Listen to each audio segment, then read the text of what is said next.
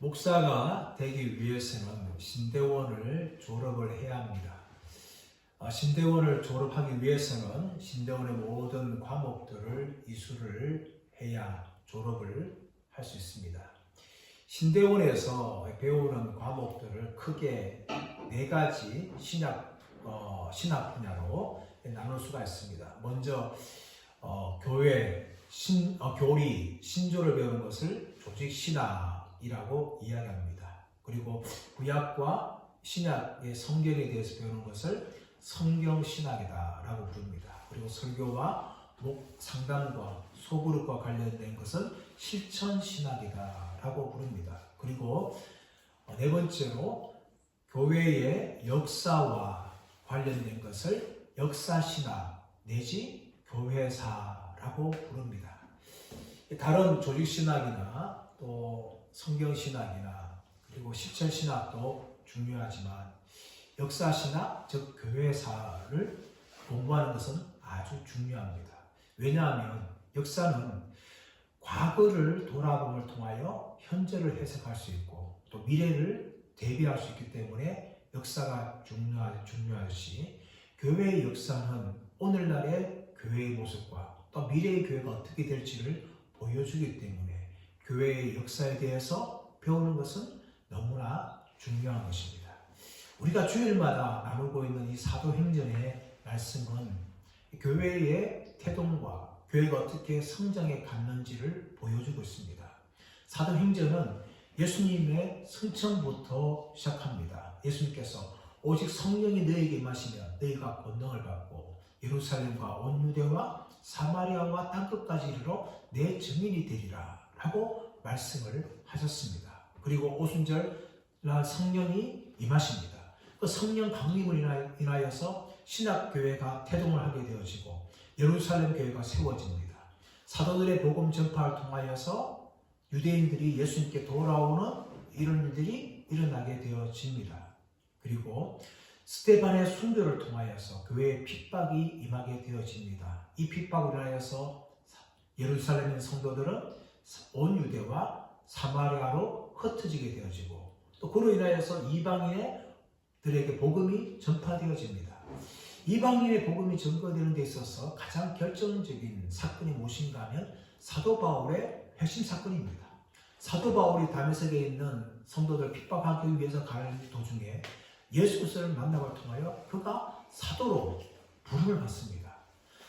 바울은 사도로 부름받은 후에 그는 열심히 예수님을 증거합니다. 그리고 1차 선교 여행을 떠나면서 바나바와 함께 부브로와 비시디아 안디옥과 이고니온과 루스드로와 또 더베이의 남갈라디아 지방에 복음을 증거합니다. 이로 인하여서 각 지역에 이방인들의 교회가 세워집니다. 그리고 바울과 바나바는 1차 선교를 마치고 안디옥 교회로 돌아와서 제자들과 교제하면서 그들을 열심히 가르쳤습니다. 그런데 어느 날 유대에서 내려온 어떤 사람들이 안디옥 교회에 찾아와서 그들이 무엇을 가르치는가 하면 너희가 할례를 받지 아니하면 구원을 받지 못하리라 라는 것을 가르칩니다. 이 가르침에 대해서 바울과 바나바는 너무나 놀라면서 그들과 아주 심히 다투면서 변론을 하게 되어집니다. 하지만 변론이 나지 않았기 때문에 안디옥 교회는 바울과 바나바와 몇 사람을 예루살렘 교회에 파송하여서 이 일에 대해서 예루살렘의 교회가 결정해 주기를 원하였습니다. 바울과 바나바는 몇 사람은 예루살렘 교회로 올라가서 사도와 장로들의 영접을 받았고 1차 선교 여행에 있었던 모든 일들에 대해서 보고를 하였습니다. 그러는 중에 갑자기 바리새파 사람들이 일어나서 너희가 할례를 행하며 모세의 율법을 지키는 것이 마땅하다라고 주장을 합니다. 이렇게 주장하기 때문에 예루살렘 교회도 혼란이 생겼습니다. 회의가 소집되어집니다. 온 교회와 사도와 장로들이 모여서 회의를 하면서 아주 오랫동안 논쟁을 하게 되어집니다. 그때에 베드로가 일어나서 자신이 고넬로 집안에 경험했던 일에 대해서 간증과 설교를 하게 되어집니다. 고넬로 사람들을 통해서 초청받은 후에 베드로는 고넬로 집에 방문하였습니다. 그리고 예수 그리스도의 복음에 대해서 증거할 때에 하늘에서 갑자기 성령이 내려왔고 고넬료 사람들이 다 방언하는 것을 보게 되어집니다. 이를 통하여서 베드로는 무엇을 느꼈는가 하면 바로 이방인이나 유대인들이나 주 예수 그리스도의 은혜로 구원받는다는 사실을 베드로는 경험하였고 예루살렘 교회에 그 일에 대해서 말하였습니다. 그러자 12절 말씀 보시면 오늘 12절 초반 말씀 보시면 온 무리가 가만히 있었다라고 이야기합니다. 온 무리가 가만히 있었다. 이 온 무리가 가만히 있었다는 것은 베드로의 말이 이 논쟁의 결정적인 해답을 제시했다는 것을 말하고 있는 것입니다. 온 무리가 베드로의 말에 동의하면서 가만히 있게 된 것이죠. 그때 바울과 바나바가 하나님께서 자기들로 말미암아 이방인 중에서 행하신 표적과 기사에 관하여 말하는 것을 들었다라고 이야기합니다. 바울과 바나바가 하나님께서 1차 선교행 가운데 행했던 일들에 대해서 말하면서 특히 무엇을 말하고 있냐 하면 표적과 기사를 말하고 있어요. 표적과 기사. 이것은 1차 선교행 가운데 일어났던 기적들을 이야기하고 있는 것입니다. 왜 이 기적들이 중요한가 하면은 바울과 바나바가 증거했던 복음이 바로 하나님께서 기뻐하시는 복음이라는 것을 보여주는 것이 바로 표적과 기사예요. 이 표적과 기사는 하나님께서 행하신 것이죠. 사람이 행하는 것이 아니라 하나님께서 행하신 것이기 때문에 바울과 바나바가 전하는 복음이 바로 하나님이 기뻐하시는 복음이었다는 것을 증거하는 것이 바로 표적과 기사였어요. 바예수가 눈이 멀게 되어지고 또 루스드라에서는 안전되게 일어나는 이런 일을 보면서 하나님이 바울과 바나바가 증거하는 복음 가운데 기뻐하시고 그들을 통해서 이방인들을 구원하신다는 것을 보여주시는 증거와 도장이 바로 표적과 기사였어요. 이렇게 바울과 바나바가 자기들이 있었던 그 모든 일을 보고할 때에 이제 13절에서 야고보가 일어납니다. 13절 말을 마침에 야고보가 대답하여 이르되 형제들아 내 말을 들어라.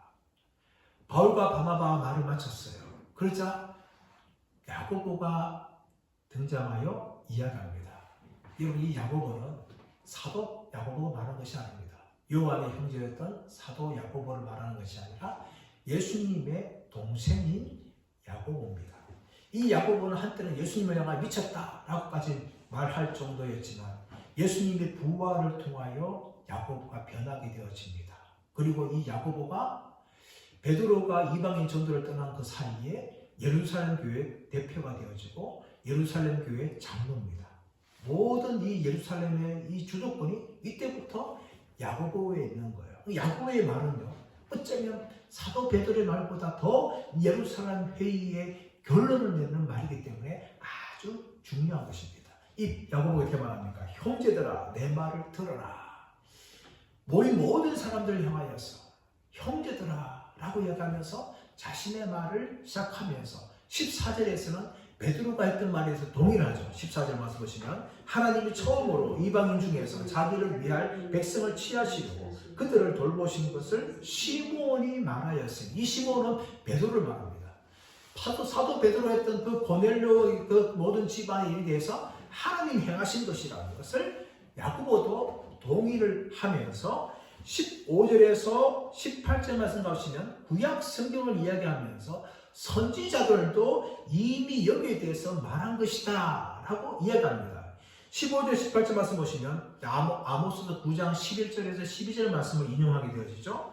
16절 말씀 보시면 이후에 내가 돌아와서 다윗의 무너진 장막을 다시 지으며 또 그 허물인 것을 다시 지어 일으키니 이는 그 남은 사람들과 내 이름을 일컬음을 받는 모든 이방인들로 주를 찾게 하려 함이라 하셨으니 즉 예로부터 이것을 알게 하시는 주의 말씀이라 함과 같으니라. 이 아모스 말씀을 인용하면서 이미 선지자들도 이방인들이 주께 돌아올 것을 예언한 것이다. 그 모든 일들이 지금 이루어지고 있는 것이라는 것을 지금 야고보가 말을 하고 있습니다. 그리고 더 나아가서 결론적으로는 자신의 의견을 밝히고 있습니다. 19절 말씀 보시면 그러므로 내 의견에는 이방인 중에서 하나님께로 돌아오는 자들을 괴롭게 하지 말고 20절 다만 우상의 더러운 것과 은행과 목매어 죽인 것과 피를 멀리하라고 편지하는 것이 옳으니 21절 이는 예로부터 각 성에서 모세를 전한 자가 있어 안식일마다 회당에서 그 글을 읽음이나 하더라. 자기 의견을 이야기하면서 이미 구약의 율법에서도 말하고 있는 것을 지키는 것이 가하고 그 외에 나머지 할례나 율법의 모든 전통을 지키는 것은 옳지 않다라고 이야기합니다. 19절에 내 의견에는 이방인 중에서 하나님께 돌아오는 자들을 괴롭게 하지 말고 더 이상 율법의 짐을 지게 하지 말라는 겁니다. 할례를 하면서 구원받는데 그런 쓸데없는 말 하지 말라는 거예요. 그러면서 다만 우상의 더러운 것과 음행과 목매어 죽인 것과 피를 멀리하는 이 정도를 편지하는 것이 옳다 하면서 이는 예로부터 각 성에서 모세를 전한 자가 있어 안식일마다 회당에서 그 글을 읽음이라. 왜 이것을 이방인들 요구하는가 하면 이것은 이미 율법에서 다 이해하기 때문에 각적이 세워진 그 회당에서 다 한 거기 때문에 예수 믿는 이방인이라도 여기에 대해서는 다 알고 있는 것이다. 그러므로 적어도 신앙 양심상 성도라면 이 정도는 지키는 것이 옳고 나머지 할례를 행하거나 율법의 전통을 지키는 모든 짐들을 지우는 것은 옳지 않다라고 야고보가 거의 결론을 내죠. 이것이 바로 예루살렘의 결정이 되어지는 겁니다. 그래서 이어서 22절에서 이것을 대해서 결론 난 것에 대해서 안디옥 교회에 바울과 바나바와 함께 유다와 신라를 함께 보내면서 자신들의 결정을 전달합니다. 22절 말씀 보시면 이에 사도와 장로와 온 교회가 그 중에서 사람들을 택하여 바울과 바나바와 함께 안디옥으로 보내기를 결정하니 곧 형제 중에 인도자인 바사바라 하는 유다와 신라더라. 바울과 바나바를 보내면서 누구를 보내는가 하면 유다와 신라를 보내는데 이 유다와 신라가 어떤 사람입니까? 곧 형제 중에 인도자라고 번역을 하였지만 좀 더 정확히 말하면 지도자라는 거예요. 예루살렘 교회의 형제들 중에서 지도자급에 해당하는 아주 무게가 있는 이 바사바라는 유다와 신라를 바울과 바나바와 함께 편지를 통해서 보내면서 예루살렘 교회의 결정을 알려주는 거죠. 왜 이렇게 무게감이 있는 유다와 신라를 보낼까요? 그만큼 이 결정이 중요한 것이기 때문에 중요한 사람 보내서 예루살렘 교회의 결정을 알려주는 것이죠. 자, 그러면서 23절 말씀 보시면 그 편에 편지를 붙여 이르되 사도와 장로된 형제들은 안디옥과 수리아와 길리기아에 있는 이방인 형제들에게 문안하노라 라고 이야기합니다. 이방인 형제들, 이방인에게 문안한다 라고 말하는 것이 아니라 이방인 형제들에게 문안한다 라고 이야기합니다. 비록 안디옥에는 이방인 지역이지만 예수 믿는 사람들 향하여서 동일하게 형제라는 말을 지금 사용하고 있는 거예요. 이것을 보게 되어지면 예루살렘 교회가요, 자신들의 유대인이라는 이 선민의식, 특권의식과 또 예루살렘 교회, 모교회라는 이런 중심된 자기 자랑들을 자랑하지 않고 이방인 교회 형제들을 똑같이 형제라고 부르는 것을 보게 되어집니다. 유대인들은요, 자신들이 유대인이라는 이 선민의식, 보통 민족의식이 아닙니다. 그들은 특별하게 아브라함의 후손을 생각하면서 하나님의 선택받은 백성이라는 이 선민의식이 있었어요. 근데 그 선민의식을 버리고 예수 믿는 사람이라면 모두가 다 형제들이라고 이렇게 이야기하고 있는 겁니다. 인종간의 벽을 깨뜨리는 것이죠. 더 나아가서 형제라고 부르면서 그들과의 이 교제의 꾼을 넓힙니다. 형제가 아니면 교제하지 않죠. 근데 형제라고 부르면서 유대인들인 예루살렘 교회가 안디옥 교회는 이방인들 향하여서 형제라고 그들을 부르면서 함께 교제의 꾼을 형성을 하는 겁니다. 이것은 참으로 중요한 것입니다. 우리가 그리스도 안에서 형제라면 교제 못할 사람이 없는 거예요. 교파와 교단이 어떤지 간에 이단만 아니라면 모두가 다 주 안에서 형제입니다. 교리가 좀 다를 수 있어요. 그러나 모두가 다 예수를 그리스도라 부르는 것은 동일합니다. 그렇다면 좀 방언했던 차이, 다른 성찬했던 차이, 이런 것은 중요한 것이 아니에요. 그것보다 제일 중요한 것은 바로 예수님을 구원자로 믿기 때문에 모두가 다 주 안에서 형제이기 때문에 교제 못할 이유가 없는 거예요. 특별히 우리 합동측은요, 어떤 자부심이 있는가 하면 우리는 장로교회 장자다라는 의식을 가지고 있어요. 장로교회에서 가장 큰 교단이다 해서 작은 군소교단을 좀 쉽게 생각하고 우습게 생각하는 경우가 있는데 아닙니다, 여러분. 모두가 다 주 안에서 형제예요. 그리고 어떤 교회는 큰 교회라고 해서 작은 교회, 약한 교회를 우습게 생각하는 분 아닙니다. 모두가 다 주 안에서 형제라는 것을 우리는 알고 주 안에서 교제를 해야 됩니다. 교회도 마찬가지예요. 교회 하다 보면요, 이 어떤 집안 출신이다, 어느 지역 출신이다, 어떤 대학 출신이다, 혈연, 지연, 학연으로 똘똘 뭉쳐있어요. 또 어떤 또 교회 큰 교회 안에는 몇 대째 이 집안을 섬기는 집안이다 하면서 이 자부심을 가지고 있으면 새신자를 쉽게 생각하는 경우가 많은데 아닙니다, 여러분.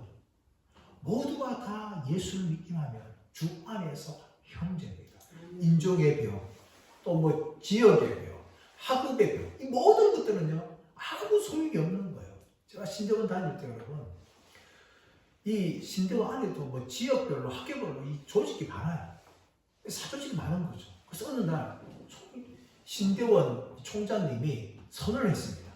무슨 선언을 했는가 하면 학교 내에 있는 모든 사조직을 철폐하라, 없애라, 지역, 뭐 학교 이런 모든 사조직을 없애라 라고 그걸 선언을 했어요.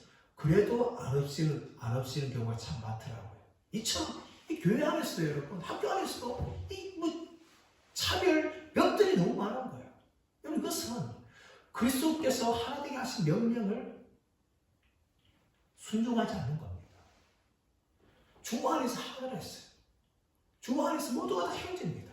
그렇다면 어떤 차별과 어떤 벽도 존재하지 않아야 돼요. 그럼 현실도 어떻습니까? 교회 안에, 학교 안에 얼마나 이런 차별과 벽들이 존재하는지 모릅니다. 특권의식들. 오늘 말씀해 보시면 예루살렘 교회는 이방인 형제 교회를 향하여서 이방인 형제로 자신들과 동일하게 주 안에서 하나라고 그렇게 지금 선언하면서 편지를 보내고 있는 겁니다. 그러면서 어떤 내용을 보냅니까? 24절 말씀 보시면 들은즉 우리 가운데서 어떤 사람들이 우리의 지시도 없이 나가서 말로 너희를 괴롭게 하고 마음을 혼란하게 한다 하기로. 이 입사는 뭡니까? 안디옥 교회에서 유대에서 내려왔던 어떤 사람들이 바로 예루살렘 교회에서 보낸 사람이 아니라는 거죠. 혹시 보낸 것이 아니에요. 자기들 마음대로 와서 교회를 혼란케 하고 있는 것이죠. 우리의 지시도 없이 나가서 말로 너희를 괴롭게 하고 마음을 혼란하게 한다. 우리와 전혀 상관없는 존재들이다 라고 이야기하면서 예루살렘 교회는 이제 25절 이하에서 자신들의 결정을 하게 된 배경을 이야기하면서 결정의 내용을 다시 한번 전달하는데, 자 25절 이하에서 사람을 택하여 우리 주 예수 그리스도의 이름을 위하여 생명을 아끼지 아니한 자인 우리가 사랑하는 바나바와 바울과 함께 너희에게 보내기를 만장일치로 결정하였느라. 그리하여 유다와 실라를 보내니 그들도 이 일로 말로 전하리라 라고 이야기합니다.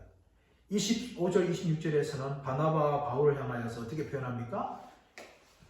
우리 주 예수 그리스도의 이름을 위하여 생명을 아끼지 아니하는 자, 또한 우리가 사랑하는 이런 바나바와 바울에 대한 표현을 하고 있는 겁니다. 바나바 바울은 자신들의 생명을 아끼지 아니하고 선교여행을 다녔고 수많은 고난을 겪었습니다. 앞으로 2차, 3차 여행에서도 그런 어려움이 계속해지는데 그 모든 고난들을 겪는 이유가 뭡니까? 예수님을 위하여, 예수님을 위하여 생명을 아끼지 않기 때문에 가능했다는 것이죠. 또 그리고 예루살렘 교회가 바로 바울과 바나바를 사랑한다 라고 이야기합니다. 그러면 동일하게 27절에서는 유다와 실라를 보내면서 이 일을 말로 전하리라. 물론 편지도 전하지만 예루살렘 교회에서 공식적으로 파송하는 이 유다와 실라를 통하여서 말로도 이 예루살렘 교회의 결정을 형제들에게 알린다는 것을 이야기합니다. 무엇을 알립니까? 28절 성령과 우리는 이 요긴한 것들 외에는 아무 짐도 너희에게 지우지 아니하는 것이 옳은 줄 알았노니. 28절의 초반절 말씀 보시면 성령과 우리는 우리가 결정했다는 것이 아니라 성령님을 먼저 앞섭니다. 회의가 소집되면서 많은 사람들이 변론을 하였고 베드로가 말하였고 또 바울과 바나바가 선교 보고를 하였고 또한 야고보가 말하면서 이 회의에 결론을 내렸지만 이 모든 회의가 누구의 인도하심이 있었다는가 하면 성령님의 인도가 있었다라는 것을 이야기합니다. 성령님의 인도함 가운데에 모든 회의가 진행되어졌고 우리는 성령님의 인도함 가운데 결론을 내게 되었다라는 것을 지금 편지를 이야기하면서 이 모든 결정은 단순한 인간적인 결정이 아니라 하나님의 주관하심에 의해서 결정된 것이다 라는 것을 이야기하고 있는 겁니다. 사랑하는 여러분, 우리 인생을 살아가면서 우리는 이런 시각들을 가지고 있어야 돼요. 우리가 인생을 살아가지만 우리는 성령님의 인도를 구해야 됩니다. 무엇을 하든지 간에, 교회에서 회의를 하든지 간에, 우리가 세상에서 직업을 가지면서 살아가든지 간에, 가정생활 하든지 간에 모든 것이 다 뭡니까? 성령님의 인도하심이 있고 우리가 결정할 때 내 마음과 내 뜻대로 하는 것이 아니라 성령님의 인도를 구하면서 우리는 결정을 해야 합니다. 예루살렘 교회도 할 때에 오늘 말씀 이야기하고 있지 않지만 분명히 이 모든 것 다 성령님의 주관과 성령님의 인도하심이 있었기 때문에 이 결론을 정하면서 우리는 라고 말하는 것이 아니라 성령과 우리는 하면서 성령님을 먼저 앞세우며 이 모든 것이 다 하나님의 주관 가운데 결정된 것이라는 것을 안디옥 교회 성도들에게 알리고 있습니다. 어떤 내용 아닙니까? 이 욕이라는 것 외에는 아무 짐도 너희에게 지우지 아니하는 것이 옳은 줄을 알았다. 이 욕이라는 것이 뭡니까? 29절 말씀 보시면 우상의 제물과 피와 목매어 죽인 것과 음행을 멀리 할지니라. 이에 스스로 상가면 잘 되리라. 평안함을 원하노라. 이 욕이라는 건 뭡니까? 이 욕이라는 것이 무엇인가 하면은 29절에 나오고 있는 네 가지예요. 우상의 제물과 피와 목매어 죽인 것과 음행. 앞에서 우리도 나온 것이지만 이 우상의 제물이라는 것은 무엇인가 하면 우상에게 바쳐진 고기를 말해요. 그 당시에 우상의 고기를 바뀌고 그 고기가 시장에 나왔는데 그것을 이제 사먹게 되어지면 우상 숭배에 참여하는 것과 똑같다라고 유대인들은 여겼어요. 그렇기 때문에 우상에 바친 그 제물을 먹지 말라는 겁니다. 두 번째, 피는 뭡니까? 피 레위기 7장과 7장 25절 26절 말씀 보시면 너희가 새나 짐승의 피를 먹지 말지니 너희 백성 중에서 이것을 먹는 자는 백성 중에서 끊어지리라 라고 말하고 있어요. 또 17장 11절에서는 육체의 생명은 피에 있다 라고 이야기합니다. 피를 먹지 말라는 거예요. 그래서 왜 생명이기 때문에. 그래서 피 먹지 말라고 레위기에서는 말하고 있는 거예요. 세 번째 뭡니까? 목매어 죽인 거예요. 목매어 죽인 것. 이 목매어 죽인 것은 짐승을 목매어 죽일 때에 피가 다 빠져나지 않고 몸에 스며듭니다. 그래서 그 목매어 죽인 것을 먹게 되어지면 피를 함께 먹게 되는 거예요. 앞에 있는 이제 피와 똑같이 피를 먹지 말라 했는데 그 목매어 죽인 것을 먹게 되어지면 피를 먹기 때문에 죄가 되는 거기 때문에 먹지 말라는 겁니다. 또 네 번째는 뭡니까? 음행이에요. 음행. 이 음행은 물론 다른 음란의 모든 죄를 이야기할 수 있지만 구체적으로 말하면 근친상간의 죄, 근친상간의 죄.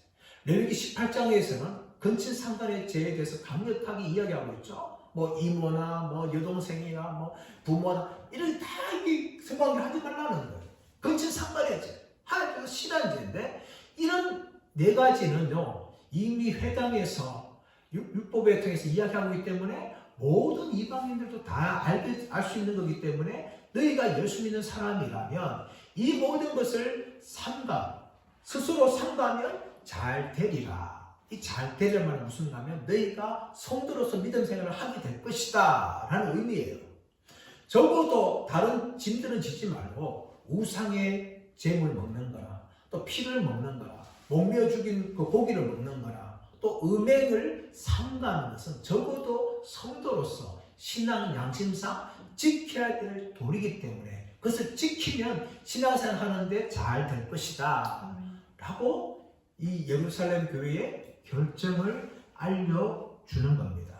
이렇게 알려주기 위해서 이제 유다와 신라를 직접 파송합니다. 자, 30절 말씀 보시면 그들이 작별하고 안디옥에 내려가 무리를 모은 후에 편지를 전하니 그들이 작별하고 안디옥에 내려가 무리를 모은 후에 편지를 전하면서 읽고 그 위로한 말을 기뻐하더라.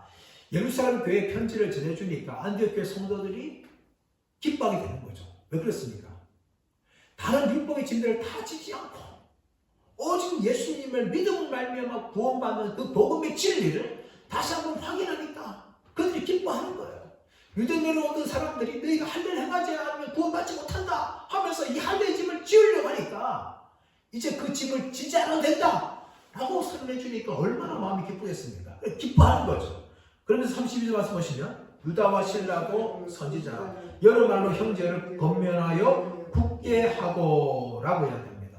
유다와 실라에 대해서 22절에서는 지도자라고 이야기하는데 32절에는 선지자라고 이야기합니다. 이 선지자는 어떤 사람들이에요? 하나님의 말씀을 전하고 그 말씀을 통하여 성도들을 격려하는 사람들이 선지자입니다. 이 선지자들이 뭡니까? 여러 말로 형제를 권면하여 굳게 하고 그들의 편지를 전할 뿐만 아니라 또 하나님의 말씀 전함을 통해서 안디옥 교회 성도들의 마음을 위로해주고 또 권면을 통하여서 그들의 믿음을 굳게 하는 그는 귀한 일꾼으로 이 유다와 실라가 쓰임을 받고 있습니다.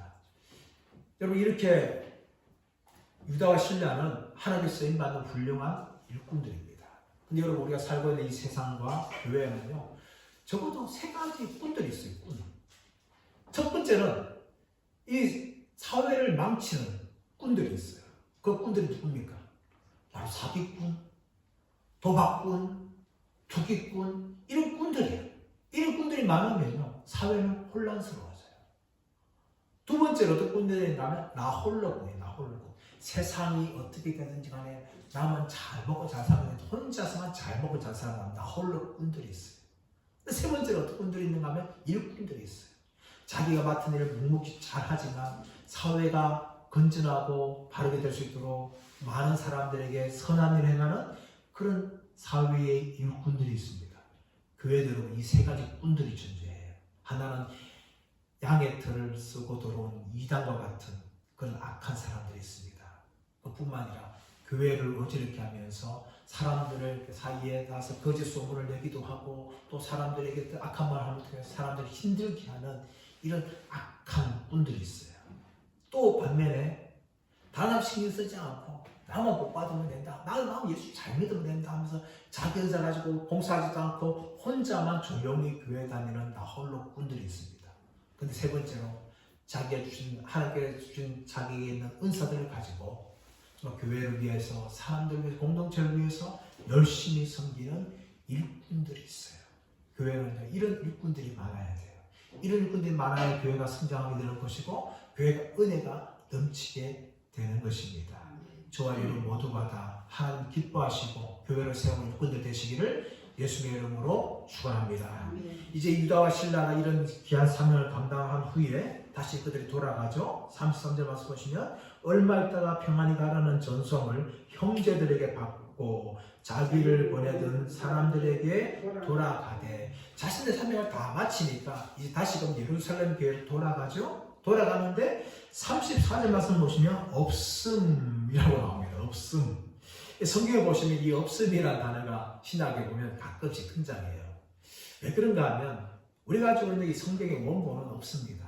그런데 이 성경의 원본을 뺏겼던 사본들이 많은데 이 사본들 중에서도 정통한 사본들이 있어요. 아주 오래된 사본, 정통한 사본들이 있고 그렇지 않은 사본들이 있어요. 그래서 이 원본에 가까운 사본들은 무엇인가 하면 오래되고 정통한 사본들이 원본에 가까운 사본이죠. 그래서 그 사본들을 통하여서 성경을 이제 번역하고 만들어낸 건데 이런 정통한 사본들 중에서 신의 사본이라든지 알렉산더 사본이라든지 이 바티칸 사본들이 있어요. 이 사본들은 아주 오래되고 정통한 사본들인데 그 사본들은 이 34절 내용이 비어있어요.